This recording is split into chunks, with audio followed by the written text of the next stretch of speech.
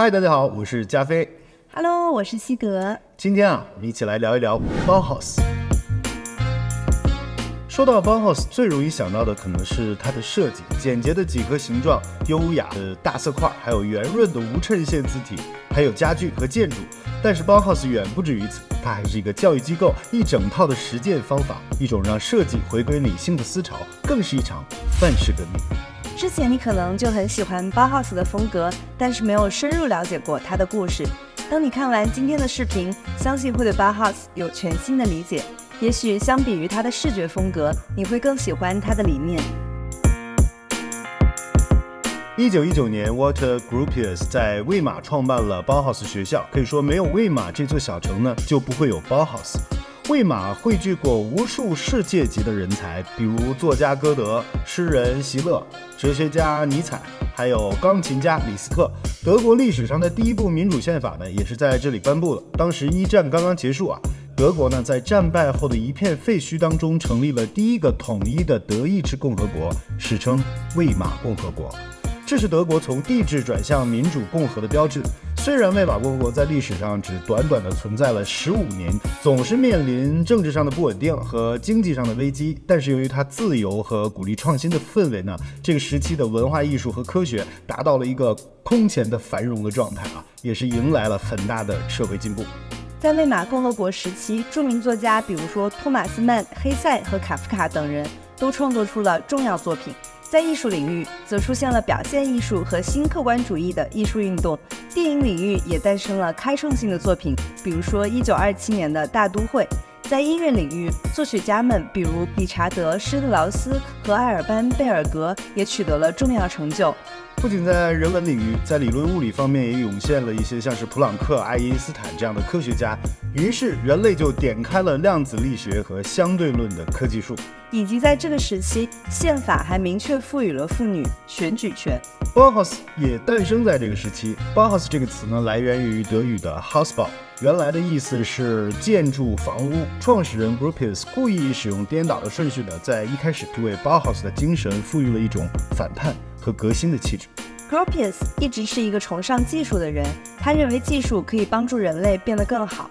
但在一战期间，他很快就被征召入伍，参加了前线作战，经历了残酷的战争，他的身体和心灵都受到了双重的打击。战后，他回到德国，开始对技术进行了重新的思考，并开始萌生了一个全新的想法，那就是通过设计教育来改变德国社会，因为人们总是要在废墟上建立新的房屋。Gropius 亲自撰写了包豪斯宣言，呼吁建筑师、雕塑家、画家、工匠联合起来，抹除彼此之间的界限，以作为一个整体一起来构思和创造未来的新建筑。这是一种综合性的教育理念它主张把艺术、工艺和技术呢相结合起来。在包豪斯，学生被鼓励进行跨学科的实验，比方说进行绘画、木工、编织、版画、舞蹈，还有刻字等等。这就是包豪斯宣言的封面。Ferninger 的木刻版画作品把包豪斯的最初目标非常具象地描绘出来，一座大教堂。巨大的教堂象征着一件整体艺术品，一座统一了精神和物质的建筑，由艺术家和手工艺者们悉心打造，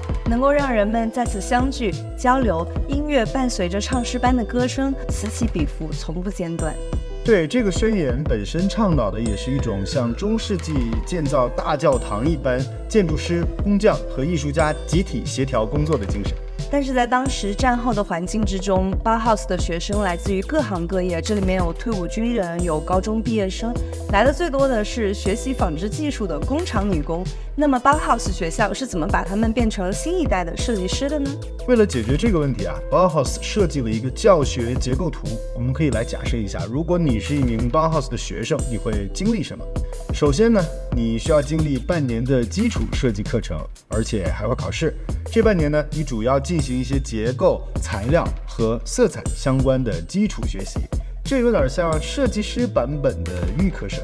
基础课不仅仅是学习知识，更是学习一种思考方式。比如说，在这个阶段，你会学习理性的看待色彩，让挑选色彩不再是主观判断，而是赋予了科学依据。在这样的训练中，你的思维也会变得更加理性。当你完成了基础课程之后呢，就可以成为一名学徒了，然后就可以加入各种各样的工作坊，比方说木工工作坊、金属工作坊、纺织、彩色玻璃、做陶瓷、石头、壁画、图形、排版、摆饰等等，应有尽有。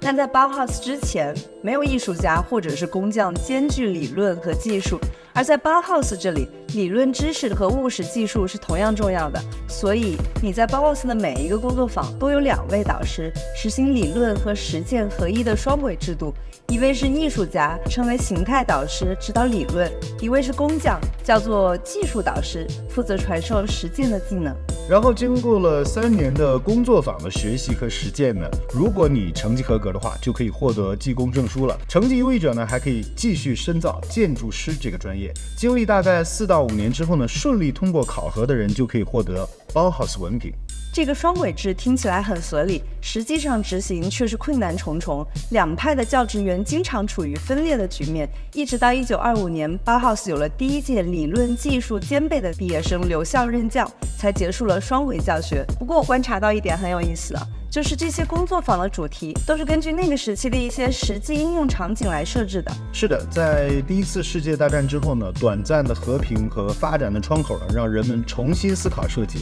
重新思考材质、美学和实用之间的关联。于是 Bauhaus 就在设计和教育理念中强调了3个核心原则，分别是形式追随功能 （Form follows function）、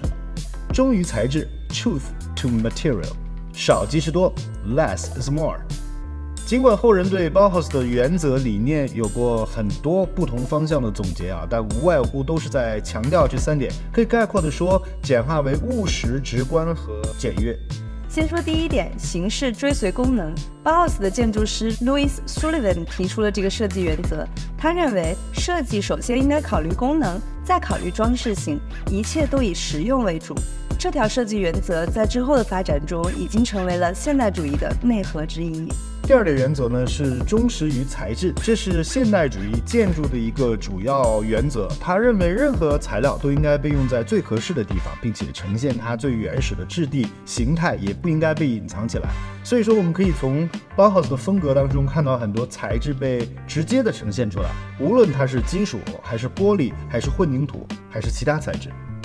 第3点原则，少即是多，这其实可以说是一种设计上的克制，也是极简主义和现代主义的原则。比如说乔布斯在苹果系列产品中，我们也可以看到这种设计的思维。还有我们经常听到的侘寂 wabi sabi， 虽然说和 Bauhaus 没有直接的关联啊，但是在少即是多这个原则之下呢，却有着一种天然的共识。哪怕我们都知道 wabi sabi 是一种东方美学范畴意义下的极简主义，而更为广泛的说呢，在今天我们常见到的，比方说这个玻璃幕墙啊、混凝土建筑啊、家具、平面设计，都或多或少的受益于100年前 Bauhaus 的探索和尝试。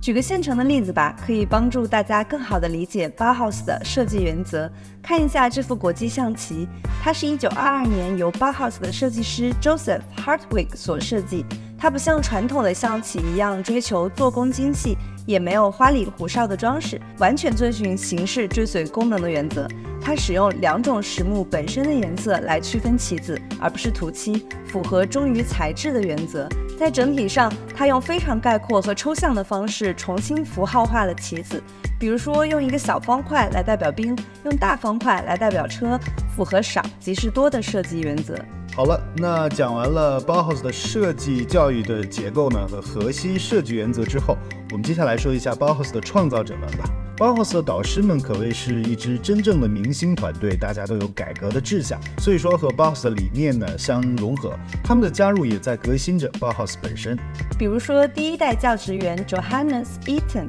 一位来自瑞士的表现主义画家，他设计了 Bauhaus 的基础课程。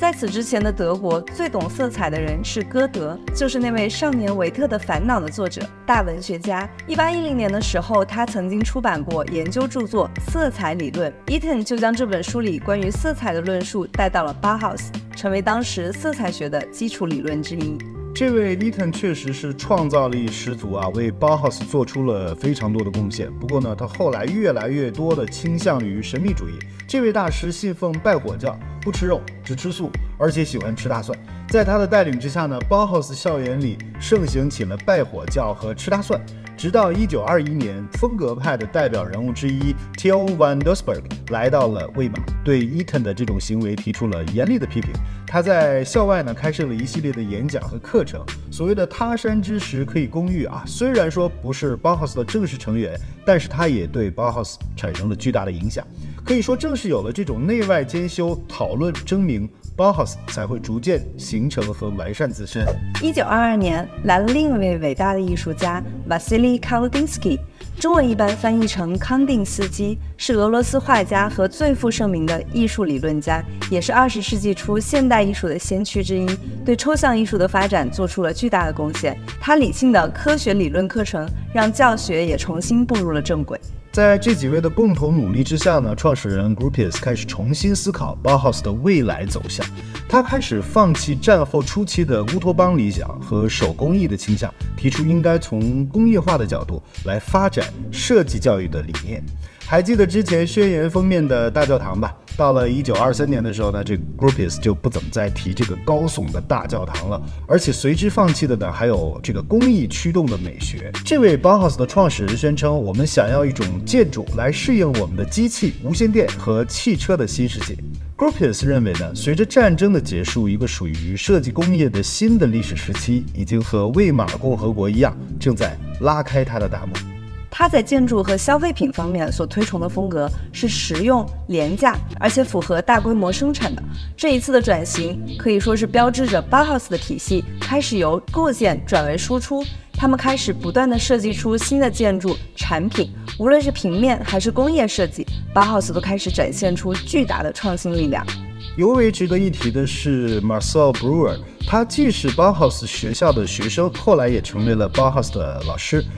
但是他最为著名的经历呢，就是发明了这一把瓦西里椅子。我敢保证你有一种眼熟的感觉，好像在哪儿见过这把椅子。因为它是一款被《纽约时报》称作是20世纪最重要的椅子，也是包豪斯最具有代表性的家具设计。灵感来自于自行车把手。Breuer 呢，开创性的使用了弯曲镀铬的钢管作为家具的主要结构，而这种设计呢，看上去是非常的简洁明快啊，只有2种材质，金属和皮革。它完美的体现了包豪斯的设计原则，就是形式跟随功能，忠实于材质，少即是多。那这把椅子已经有100多岁了，但是活力依旧，我们依然可以在世界上的很多地方看到这把椅子。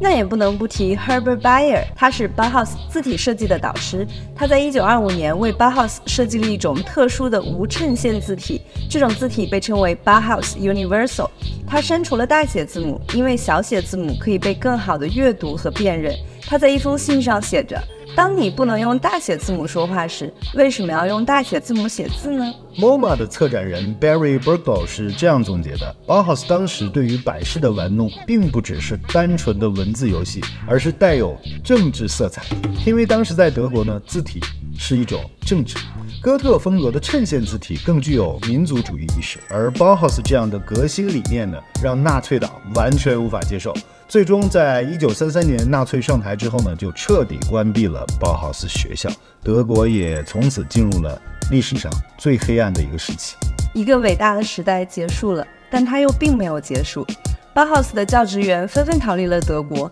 并把他们的思想传播到了世界各地。Gropius 来到了哈佛大学，作为建筑系主任，他改革了建筑教育，在美国推广国际现代主义建筑。随着这些杰出的创新实践家的出走，包豪斯的设计理念也开始在世界各地的学校中流行。Marcel Breuer 也去了哈佛，而在芝加哥呢，也出现了新的包豪斯学派，这就是后来成为另一个设计界传奇的芝加哥艺术学院。还有很多人去了以色列，在它的第2大城市特拉维夫市中心呢，分布着超过4000座受到包豪斯运动影响而建成的建筑。还有南非、英国、墨西哥、阿根廷等更多的国家，包豪斯的设计师们也在这些地方继续着他们的实践和教学，进一步传播着包豪斯的理念。包豪斯对世界的影响已经超越了美学的风格，他把跨学科方法、对功能和形式的关注等这些更深层次的问题和思考也带到了世界各地。所以包豪斯的伟大之处也就在于它完备而自洽地提出了一个基于多元文化和实践主张的设计美学系统，不仅仅是注重跨学科教育务实，也把作坊、学校和工厂的界限打破，设计的边界被打破，使得它可以永远被解释和重新解释。时间过去了100年，我们依然在经历着许多的变革，但是在今天的变革中，去回忆和思考过去我们做对了哪些事情是非常重要的。在接下来的节目中，我们也会分享更多的故事，希望可以启发大家，带来更多的灵感。我们是加菲西格，我们会在这个频道里分享我们的游牧旅居生活、最新的科技与思想、有趣的人和事儿，欢迎关注我们。打开小铃铛，及时收到我们的最新消息。我们下次节目再见了，拜拜。